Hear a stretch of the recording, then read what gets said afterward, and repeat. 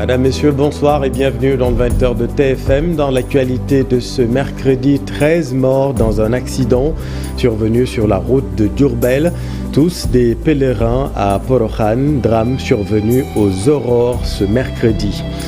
Mais que peuvent bien se dire Macky Sall et les candidats recalés? L'énigme autour d'une rencontre prévue en ce moment même au palais présidentiel. Les résolutions peuvent-elles impacter le calendrier électoral? Décryptage à suivre. Inquiétude à Saint-Louis du Sénégal, des enfants disparaissent mystérieusement. Qu'est-ce qui explique ce phénomène? Les acteurs éducatifs tirent la sonnette d'alarme. Et puis en sport, capitale confiance pour nos chers Lions. Le ministre des Sports magnifie la mobilisation des supporters sénégalais. Les Lions, quant à eux, attendent toujours de connaître leur adversaire pour les huitièmes de finale.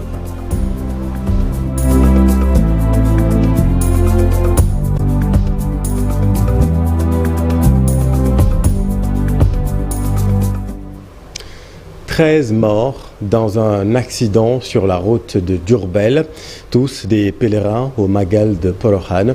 Le choc épouvantable a eu lieu aux aurores ce mercredi. Babacar Diouf. 12 des 13 morts de l'accident de Nébé sont du même quartier à Touba. Ils avaient pris départ pour le Magal annuel de Porokhane. C'est un événement très douloureux. L'accident concerne les membres du même daïra, du même quartier. Ils sont 12 à venir du même quartier à Touba. Nous nous rendions comme chaque année à Porokhane pour les besoins du Magal. Dès l'annonce de la nouvelle, parents et amis ont pris d'assaut la morgue et le service d'urgence de l'hôpital Nrushluka de Diourbel. Ils ne demandent qu'une chose, un appui de l'État pour une meilleure prise en charge des blessés encore sous soins médicaux. Nous demandons à l'État de nous appuyer parce que la situation est très compliquée. Au service d'urgence de l'hôpital régional de Diourbel, rien n'a été négligé. Selon le docteur Dien, chef du service, la prise en charge est totale et gratuite. Je pense qu'il n'y en aura pas parce que les patients qui sont actuellement ici sont stables. Ils présentent, comme j'ai dit, des fractures des membres, d'autant plus qu'il y a 2 orthopédistes ici, ils vont tout gérer. Il y a également, parmi eux, il y a un enfant de 13 ans, donc polyfracturé, mais qui sera pris également en charge par les 2 chirurgiens pédiatriques qui sont ici. Le plan de la prise en charge, donc tout c'est gratuit, allant de l'exploration jusqu'à la pharmacie, les médicaments. Et je pense que aussi pour la suite de la prise en charge, à savoir que pour ceux qui sont des patients qui ont une indication d'opération, donc seront pris en charge, je pense que gratuitement. Un accident mortel avec 13 décès. Les chauffeurs sont encore interpellés pour plus de vigilance sur les routes. Babacar, et pas de neurochirurgien à Diourbel, ce qui complique terriblement la tâche en de pareilles circonstances. Le chef de service des urgences de l'hôpital plaide pour l'affectation d'un neurochirurgien à Diourbel. Voici le docteur Ndeye Touta Dieng. Parce que pour l'ensemble, c'est bien pour l'hôpital. Tout cas de traumatisme qui se présente donc pourra être pris en charge ici. Sauf peut-être les traumatismes crâniens qui présenteront une indication neurochirurgicale. Il n'y a pas encore de médecin, neurochirurgien. Donc du coup, sur ce plan-là, dès qu'il y a indication, on réfère le malade, on évacue vers Touba. Donc, comme je l'ai dit, la région de Diourbel est une zone très accidentée.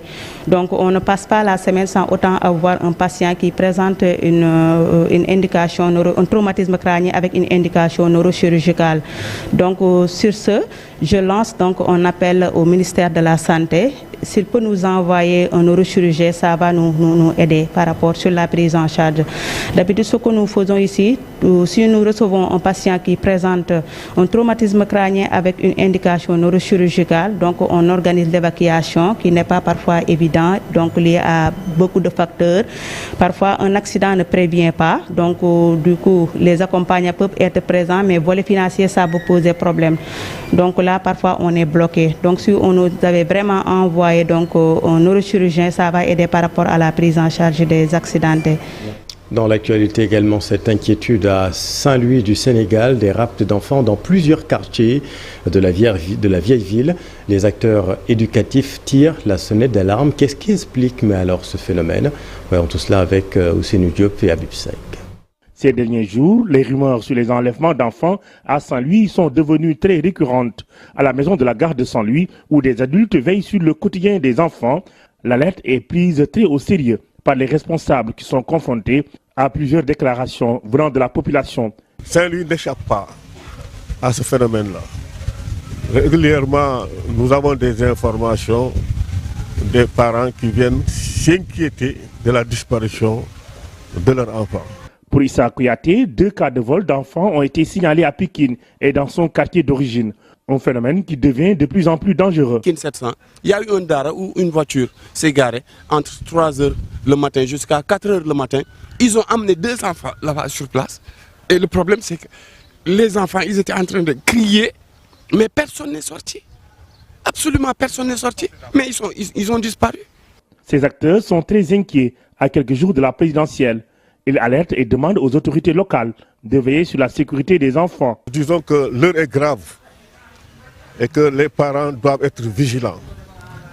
Les acteurs de la protection également qui sont sur le terrain doivent être vigilants. Il y a un problème qui se passe ici au Sénégal en cette veille d'élection et le problème persiste. Et nous, on a été le dire chez les maîtres coraniques avec qui nous travaillons. On a sensibilisé un peu partout, mais le danger est potentiel. À Saint-Louis, depuis quelques jours, les parents sont très inquiets.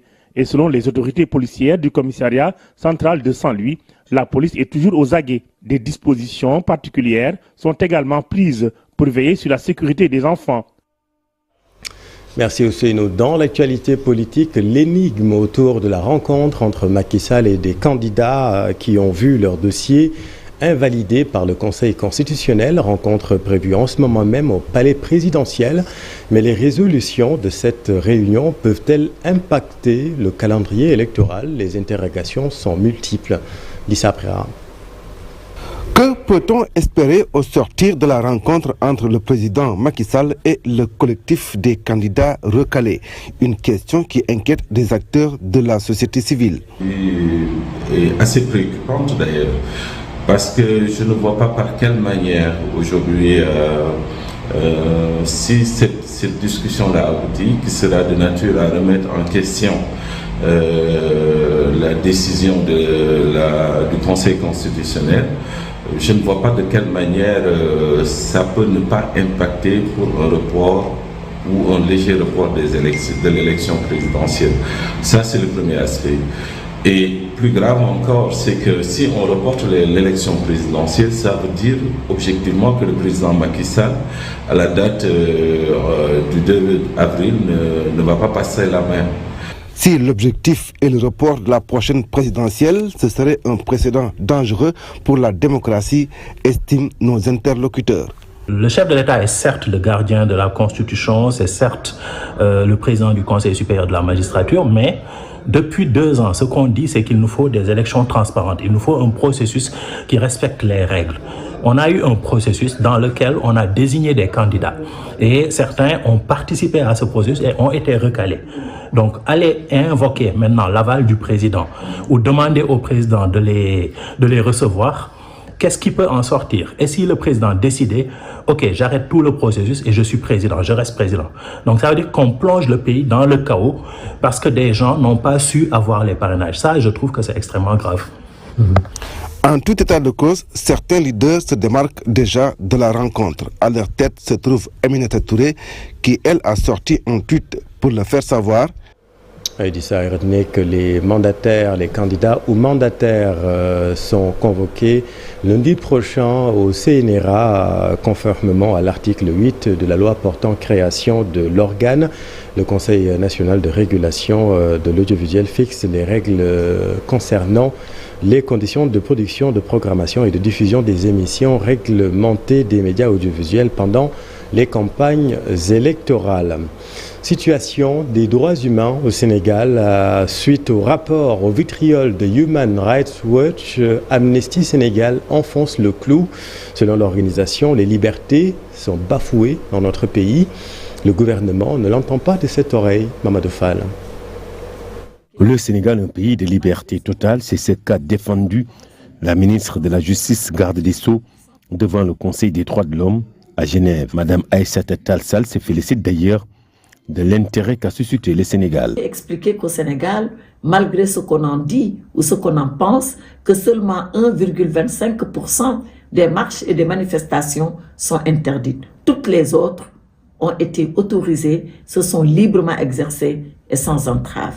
Bien évidemment, nous avons eu des discussions puisque 123 pays ont posé des questions au Sénégal. 123 pays se sont intéressés à la situation du Sénégal, ce qui est quand même enviable. Cela veut dire que le Sénégal suscite de l'intérêt. Cela veut dire que le Sénégal est reconnu par la communauté internationale comme étant un pays des droits de l'homme. Et cela veut dire que le Sénégal peut inspirer d'autres États à faire pareil. Sur le plan judiciaire, par exemple, beaucoup ont salué l'avènement du bracelet électronique pour lutter contre les longues détentions et surtout le surpeuplement carcéral. Madame la ministre est très claire sur les violences politiques vécues ces derniers temps par le Sénégal. L'enquête suit son cours. Nous avons surtout affirmé que le Sénégal a ouvert des enquêtes judiciaires par des juges indépendants qui feront leur travail, qui iront jusqu'au bout et que tous les auteurs de violences seront sanctionnés, quel que puisse être le bord où ils se situent. Mais pour la société civile, le rapport présenté par le Sénégal ne reflète pas la réalité. Ici, les libertés sont restreintes. Nous sommes évidemment en désaccord avec elle sur plusieurs points qui, de notre point de vue, ne correspondent pas à la réalité de la situation des droits humains au Sénégal. Lorsque Madame la ministre parle d'un taux de 1,5% de manifestations interdites, nous disons que cela ne correspond pas à la réalité. Parce que de fait, au Sénégal, depuis mars 2021, nous sommes dans une situation d'exception qui n'est pas proclamée par un acte officiel, mais qui est une situation d'exception de fait où la liberté de manifester ou la liberté d'expression sont sévèrement, évidemment, restreintes. Aujourd'hui, pour une déclaration dans les médias ou un post Facebook, un citoyen peut se retrouver arrêté et envoyé en prison. Rapport présenté devant plusieurs pays et Madame la ministre de révéler que le Sénégal est resté sur sa position concernant l'homosexualité.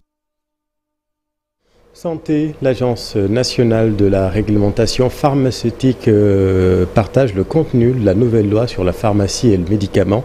Un atelier d'information s'est ouvert à Fatick. Cette loi du 13 juin 2023 régit, vous le savez, toutes les activités liées à la fabrication, à la recherche et la vente des médicaments et des produits de santé.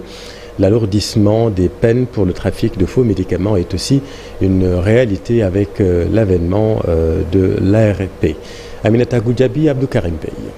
Les pharmaciens, les médecins et les relais communautaires dont les Badianougor de la région de Fatick ont été associés à cet atelier de partage. La nouvelle loi sur la pharmacie et le médicament doit être connue par ces professionnels de la santé. Le but est de lutter contre la circulation des médicaments ou produits de santé de faible qualité ou falsifiés. On va parler d'officine, on parle de fabrication de médicaments, grossistes, tout ça. Donc la loi parle de comment, en tout cas, réguler, encadrer ces secteurs. Il faut que les personnes qui se prêtent à la recherche soient protégées.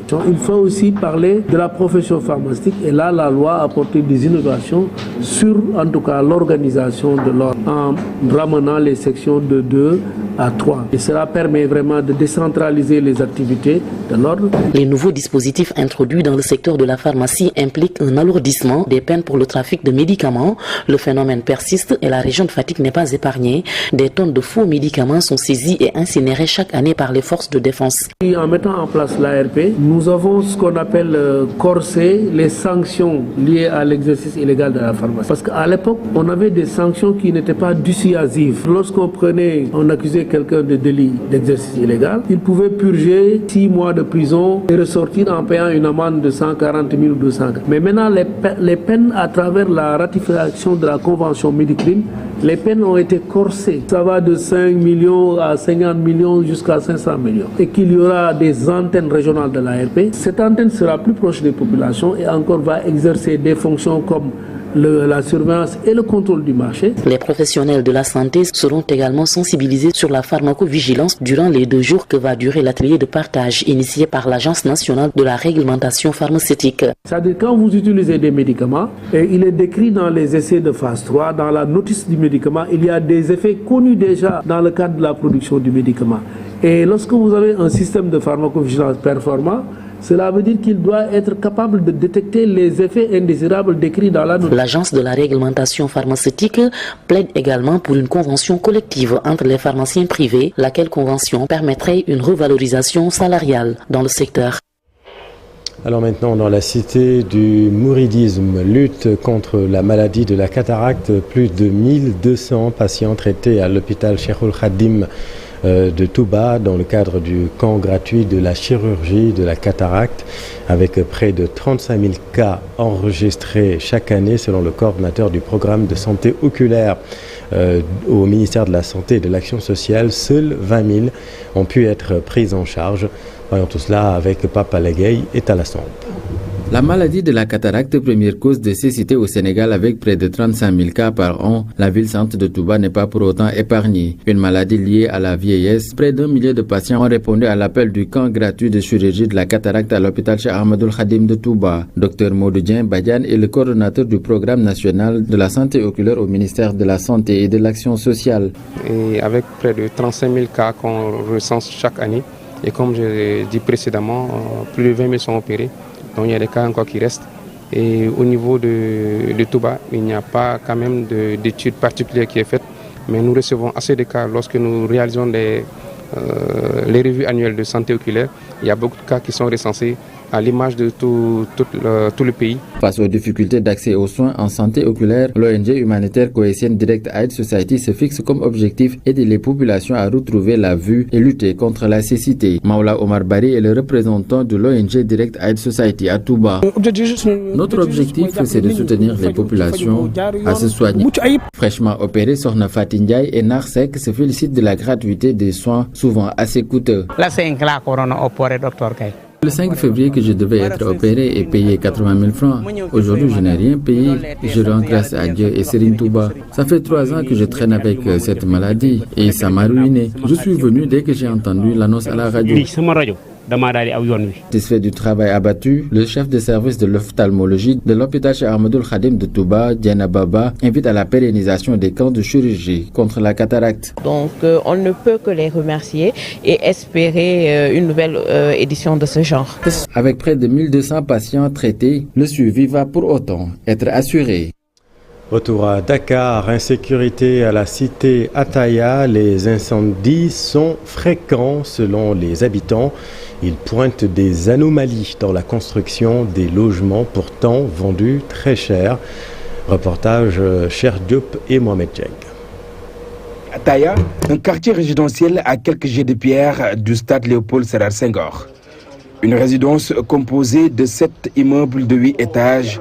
Chaque immeuble abrite 30 appartements. Les habitants sont confrontés à de nombreuses difficultés. En 4 mois, 2 incendies ont été notés. Nous sommes exposés à des incendies à répétition. Il y a 2 jours comme ça, durant la nuit, un autre incendie s'est déclaré au bâtiment 6. Et actuellement, avec l'incendie du bâtiment 6, depuis 2 jours, nous n'avons pas d'eau. Nous n'avons pas d'eau et ni d'électricité. Les ascenseurs ne fonctionnent plus puisque aussi il n'y a pas d'électricité dans certains appartements. Dans cette cité, des incendies se succèdent sans fin. Le local technique est situé en face des escaliers, ce qui rend difficile la recherche d'une issue en cas d'incendie. Et quand le feu débute, ça veut dire que ces escaliers deviennent impraticables. Ils ont prévu des échelles à l'arrière-cour aussi qui sont tellement étroites que les grandes personnes, je voudrais dire les personnes âgées et les enfants ne peuvent pas emprunter et que aussi ces escaliers, ces échelles s'arrêtent au premier étage. Voilà, de ce fait, des fois, les gens disent sauter en cas d'incendie et c'est pas possible parce que le risque c'est quoi? C'est les fractures, c'est plein de choses. Alors nous nous retrouvons bloqués dans les appartements et c'est terrifiant, je peux vous l'assurer. C'est terrifiant parce que nous l'avons vécu sans issue et c'est dramatique. L'incendie n'est pas le seul problème rencontré. Les infiltrations d'eau sont également une source de préoccupation majeure des résidents. L'eau qui passe dans les murs et au niveau des câbles électriques, c'est un danger par rapport à la solidité du bâtiment. Ce qui fait que nous payons trop cher, c'est que c'est le local technique électrique qui alimente les bâches à eau. Et vous avez vu la distance qu'il y a.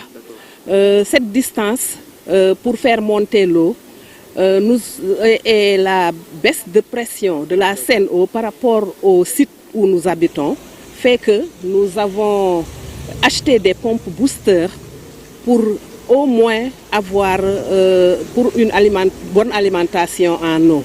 Et avec ces pompes booster, ça impacte sur nos factures d'électricité qui sont à hauteur de, pour le bâtiment de ce mois-ci, ils ont 1,4 million et poussière. Au bâtiment 1, 5, etc., des factures de 800 000 francs que nous payons pour les compteurs généraux d'électricité.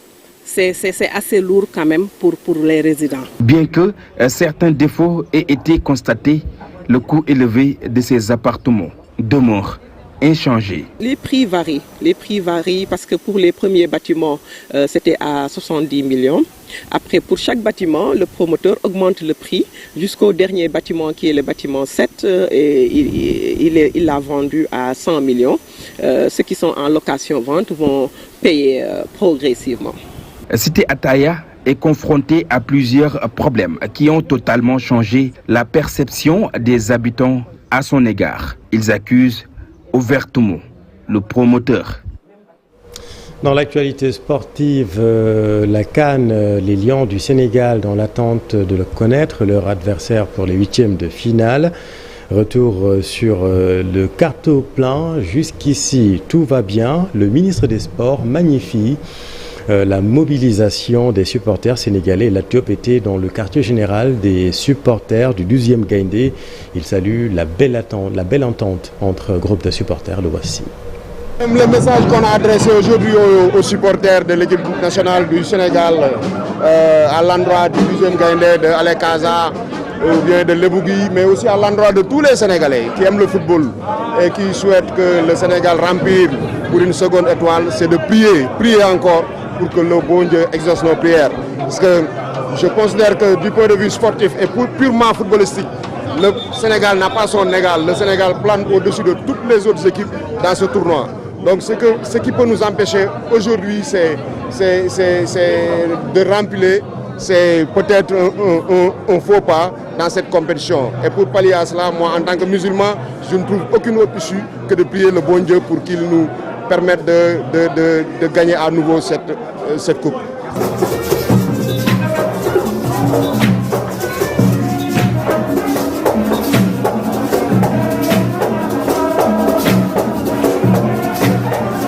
Communion entre différents groupes de supporters au quartier général du 12e Gaïndé à Yamoussoukro. Jusqu'ici, tout va bien. 9 points sur 9 possibles. Aliou Cissé est en train tout simplement de battre des records, estiment les journalistes sportifs sénégalais interrogés par Mamadou Ndiaye à Yamoussoukro. Très impressionnant parce que ce n'était pas évident du tout. Gagner ces 3 matchs-là avec 8 buts marqués. Le plus impressionnant encore, c'est 7 buteurs différents. Les défenseurs, on a vu des défenseurs marqués, milieu de terrain également et des attaquants. Ça veut dire que le danger peut venir de partout et ça veut dire que c'est une équipe qui est complète. C'est une équipe face à qui le danger peut venir de n'importe où. Et je pense que ça également, ça veut dire qu'on a une équipe sereine. Même si cette équipe-là est championne d'Afrique, c'est une équipe qui a faim, qui a encore envie de gagner. Et dans le discours, on voit toujours les joueurs dire qu'il faut rester focus, que rien n'est encore fait, qu'on est venu pour gagner cette finale, 3 finales déjà remportées, il reste 4 autres. Je pense que ça, c'est rassurant. Et tout cela également, on le doit à Aliou Cissé. Aliou Cissé, depuis qu'il est à la tête de cette équipe, il ne cesse de progresser lui-même et de faire progresser son équipe sur le plan technique, sur le plan tactique et sur le plan mental.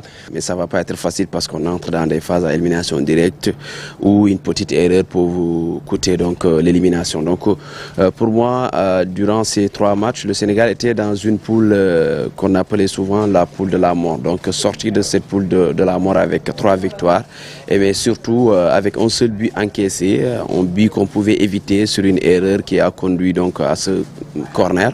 Donc inscrire 8 buts, encaisser un seul 7 buteurs différents. Donc ça montre encore une fois que cette équipe-là, sa force c'est le collectif. Donc il y a 2-3 CAN 2017, 2019, 2021. On comptait sur un joueur. Bon, il y a le collectif, mais on comptait plus sur un joueur qui est Sadio Mané. Mais aujourd'hui, on a vu que Sadio, il brille, mais pas par ses statistiques buts. Il a mis, c'est vrai, 2 passes décisives. Mais derrière, on voit que dans cette équipe, tout le monde est capable de débloquer le compteur. Tout le monde est capable de donner la victoire. Tout le monde est capable de marquer ou de faire une passe décisive. Ça prouve encore une fois que cette équipe-là, elle a gagné en maturité. Ce ne sera pas facile. Actuellement, on sera plus qu'attendu, on était déjà attendu, on le sera plus à cause de ce carton plein. On demande plus de concentration, plus de focus. Une petite erreur lors des matchs couperés nous coûtera en fait une élimination. On a vu le Nigeria lors de la CAN passée au Cameroun faire ce même bilan. 3 matchs, 3 victoires avec une attaque impressionnante et être éliminé par un 3e. Donc on demande plus de concentration à l'équipe et on focus pour reconquérir le titre en fait. Le Sénégal, l'équipe à battre, mais la confiance est de mise, estime l'international El Hadj Ousseynou Diouf avec Mamadou Ndiaye. Aujourd'hui, tout le monde est content, tout le monde est content, tout le monde est heureux de voir cette équipe s'épanouir sur un terrain de football et de voir aussi nos supporters aussi heureux. Je crois que pour moi, ce n'est pas une surprise de voir le Sénégal à ce niveau. On a travaillé pour, la formation est là, le sérieux est là, la détermination est là. Et je crois qu'aujourd'hui, ce qu'on est en train de vivre, c'est surtout le travail et l'amour qu'on a pour notre pays. Et pour moi, ce n'est pas une surprise. Le plus dur reste à faire, c'est de se reconcentrer. On sera l'équipe à battre. Aujourd'hui, ce qu'on fait, c'est tellement beau qu'on ne peut pas y croire. Mais maintenant, on pense à une seule chose, au prochain match, aller gagner sur le terrain. Voilà, c'est la fin de cette édition. Merci infiniment de l'avoir suivi. Les programmes continuent sur TFM. Retrouvez toutes ces informations sur notre site igfm.sn. En deuxième partie de soirée, Thierno Alassane Sall sera l'invité de Papangandia et dans votre émission Faram Fatché. Et puis soir de Cannes avec Cher Tidiane Diao et la belle équipe. Restez avec nous. Vous êtes au bon endroit. Bonne soirée.